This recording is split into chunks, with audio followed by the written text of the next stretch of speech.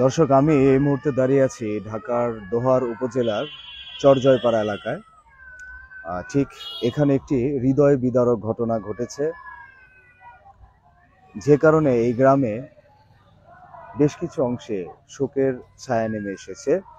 সোলাইমান নামে এক ব্যক্তিকে গত ২৬ তারিখ ৯ দিন আগে মানে খুবই বীভৎস অবস্থায় তাকে মারধর করা হয়েছে। ফিল্মি স্টাইলে তাকে কিন্তু মারধর করা হয় এবং আজকে সোলাইমান মারা যায়। সোলাইমানের বাড়ি হচ্ছে বরিশাল এলাকায়। তার লাশ এখানে নিয়ে আসা হয়েছে। আমরা শুনেছি যে তার লাশ পর্যন্ত এখানে দাফন করতে অনেকেই রাজি হচ্ছে না, প্রশাসন এসে সহযোগিতা করছে। এই ঘটনায় একটি মামলা হয়েছে। আমরা এখন কথা বলবো তার সেই নিহতের পরিবারের সাথে।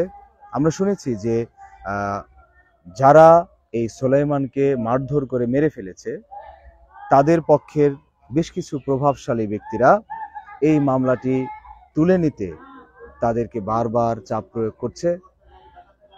তারা চাচ্ছেন সঠিক বিচার। আমরা সেই বিষয়টি এখন তুলে ধরব। আমরা দেখানোর চেষ্টা করছি তার পরিবারের যে আহাজারি। নিহত সোলাইমানের মৃতদেহটি কিন্তু ঠিক এই বাম পাশে আপনারা দেখতে পাচ্ছেন।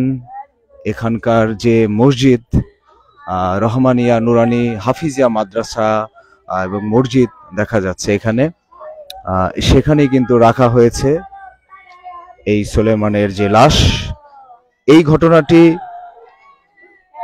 ধামাচাপা দিতে অনেকেই কিন্তু চেষ্টা করছেন, কিন্তু প্রশাসনের সাথে কথা বলেছি, তারা অনড় আসামি ধরার জন্য তারা চেষ্টা চালিয়ে যাচ্ছেন। এবং আমার সাথে কথা হয়েছে দোয়ার থানা পুলিশের সাথে।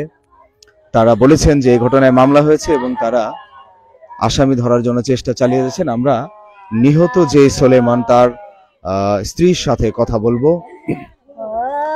আচ্ছা, ঘটনাটি আসলে কবে ঘটলো এবং কিভাবে ঘটলো আমাদেরকে একটু বলেন তো। বলেন। এক সপ্তাহ পর আমার জামাই গেছে কামে বালু টানবার লাগে। গেছে কথা আমার বালু একটু টাইনে দে, আমি 20টা টাকা দিমুনে। ওরা বালুটি টাইনে দিছে, কয় কি কয় হয়েছে, কয় এনে না এনে ভালা।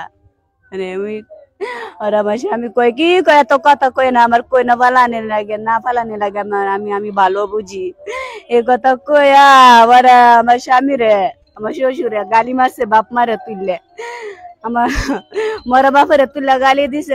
আমার স্বামী একটা তাবা দিছে, তাবা দিলে ওরে 20-25 জনের লোক দিয়া বাইন্দা দইরা হাতুর দিয়া পিডাইছে। আমার স্বামী রে পিডায় আবার মাথা মাথা বাড়ায় লাইছে। ওরা আমার স্বামী বাসা তাইছে, গলা দড়ি দিয়া বাঁধছে।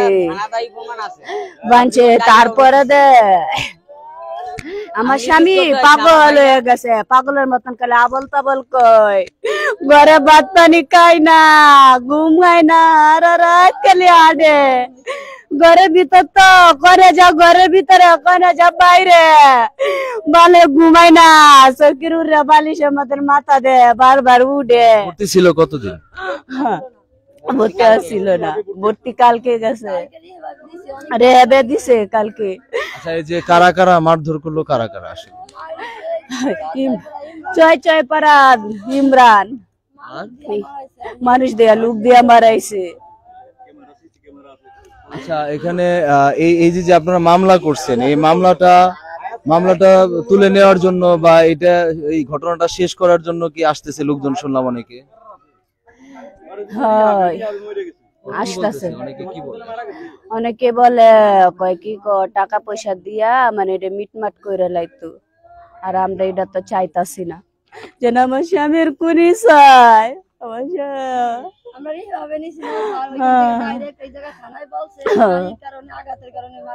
মারা গেছে, 3টা সিঁড়ি লাগছে।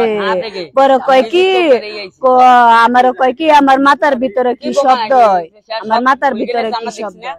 দর্শক শুনছিলেন যে এখানে যে নিহতের পরিবারের যে কথাগুলো, এখানে আমরা শোনানোর চেষ্টা করলাম যে এখানে গত ২৬ তারিখ এই সোলাইমান যে সে রাজমিস্ত্রির কাজ করত, সেখানে বালু সরানোর যে ঘটনা, সেই ঘটনা নিয়ে স্থানীয় ইমরান সহ ইমরানের নেতৃত্বে, তারা যেমনটি বললেন, ইমরানের নেতৃত্বে তাকে বেঁধে মারধর করা হয় এবং মাথায় হাতুড়ি দিয়ে আঘাত করা হয়।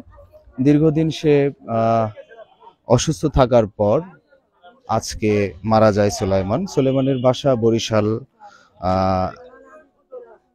বরিশালে নাজিরপুরে, থানা নাজিরপুর। আপনারা দেখতে পাচ্ছেন যে এখানে আমরা শুনেছি এবং ঘটনাস্থলে দেখেছি যে অনেকেই চেষ্টা করেছেন মামলা তুলে নিতে, অনেক প্রভাবশালীরা টাকা পয়সা দিয়ে কিন্তু মিটমাট করার চেষ্টা করেছেন, কিন্তু এই পরিবারের আহাজারির যে খবর সেটি কিন্তু কেউ তুলে ধরেনি।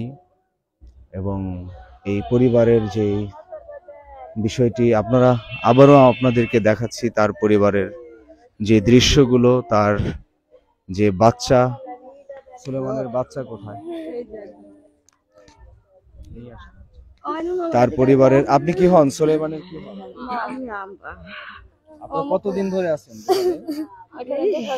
3 মাস ধরে।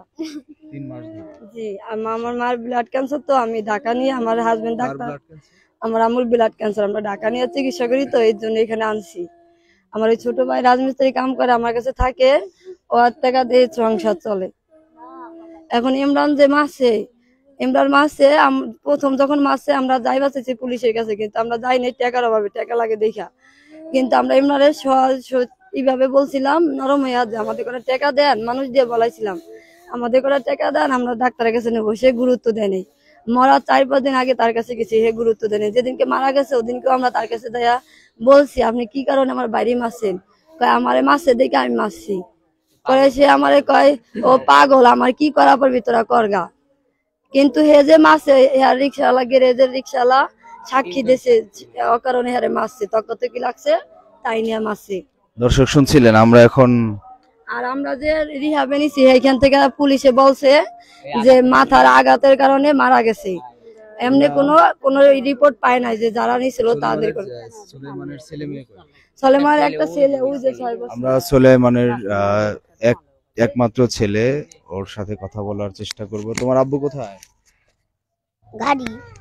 গাড়িতে। কি হয়েছে তোমার আব্বু?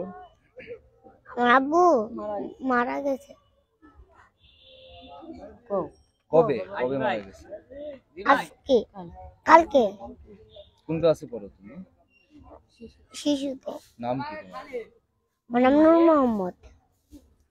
দর্শক শুনছিলেন এই পরিবারের আহাজারির সেই কথাগুলো। সবাই মনে করছেন তার পরিবারের যে সঠিক বিচার পাবে সুলেমানের যে ঘটনা ঘটেছে তার সাথে। বিষয়টি এখনো চেষ্টা চলছে তাদেরকে প্রভাবিত করে মামলাটি উঠিয়ে নিতে এবং টাকা পয়সা দিয়ে এই ঝামেলাটি মিটমাট করতে চাচ্ছেন। আমরা এখানে এসে শুনলাম যে তাদের পরিবারের অন্য সদস্যদের মারধর করে তাড়িয়ে দেওয়া হবে, এমন ভয়ভীতি দেখাচ্ছেন। আমরা প্রশাসনের সাথে কথা বলেছি, তারাও চাচ্ছেন আসামি গ্রেপ্তার হোক, মামলা হয়েছে, এ বিষয়ে প্রশাসন কঠোর ব্যবস্থা নেবেন এবং যারা এই ঘটনার সাথে জড়িত তাদেরকে আইনের আওতায় এনে দৃষ্টান্তমূলক শাস্তি প্রদান করবেন, এটাই দাবি করেছেন তার পরিবার। আমার বাড়িতে মারা হয়েছে না, গলায়